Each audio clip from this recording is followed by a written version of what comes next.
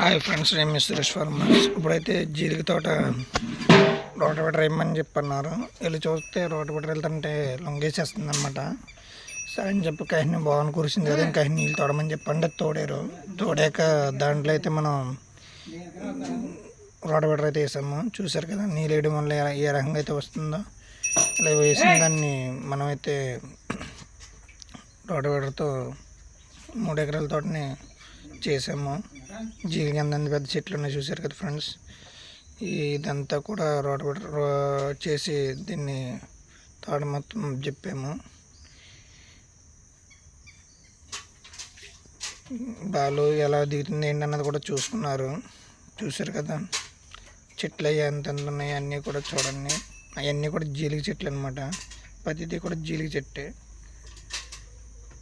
Please like and subscribe, bell icon ఆన్లో పెట్టుకోండి friends.